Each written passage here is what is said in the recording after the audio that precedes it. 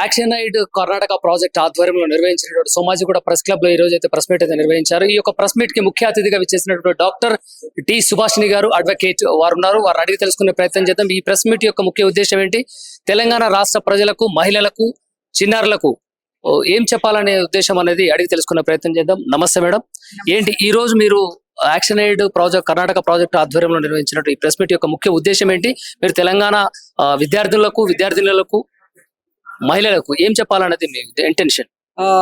I'm Subhashini. I came here for the resource person as a ఇది training camp come orientation for the press club లో ఆధ్వర్యంలో నిర్వహించడం జరుగుతుంది action aid సౌజన్యంతో.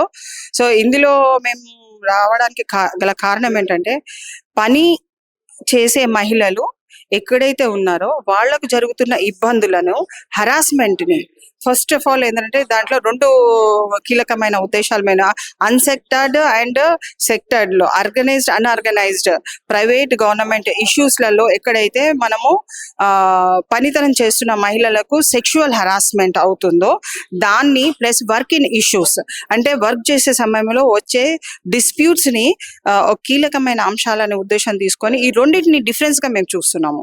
ఎందుకంటే సెక్షువల్ హరాస్మెంట్ వేరు, వర్క్ ఇన్ ఇష్యూస్. వర్క్ చేయకుంటే ఇబ్బందులు జరిగే విషయాలలో సెక్షువల్ హరాస్మెంట్ ఉన్న కేసుని మనం మాత్రం తీసుకుంటాము.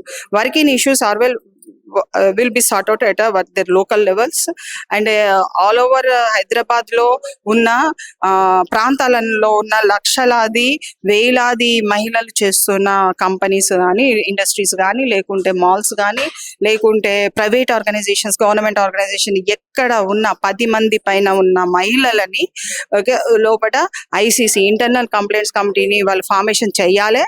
డిస్ట్రిక్ట్ లెవెల్లో ఉన్నది మాకు ఎల్సిసి కమిటీ ఉంది. లోకల్ కంప్లైంట్స్ కమిటీ కిందికి ప్రతి ఇయర్ కూడా వాళ్ళు కంప్లైంట్ మనకు రిపోర్ట్స్ కూడా పంపించాలి. ఒకవేళ మీ దగ్గర ఏమీ కేసెస్ లేకున్నా కానీ మీరు ఆ రిపోర్ట్స్ మా వరకు రావాలి. మీరు ఐసీసీ కనుక ఫార్మేషన్ చేయకుంటే local complaints committee has the right to file up and పెనాల్టీగా 50,000 పైన రూపాయలు పెనాల్టీ అయ్యే అవకాశాలు కంపల్సరీ ఉన్నవి. కాబట్టి ప్రతి ఒక్క డిపార్ట్మెంట్స్ లో కానివ్వండి, లేకుంటే ప్రైవేట్ ఏజెన్సీస్ కానివ్వండి, కంపెనీస్ కానీ, ఏదైనా సరే స్టేట్ లెవెల్స్ ఉన్న కంపెనీస్, లోకల్ లెవెల్స్ ఉన్న కంపెనీస్లలో కూడా వాళ్ళు ఐసీసీ ఫార్మేషన్ చేయాలి. చేసి ప్రతి క్వార్టర్లీలో మీటింగ్ పెట్టుకోవాలి. అదేనే కాకుండా safety of the women is much more important.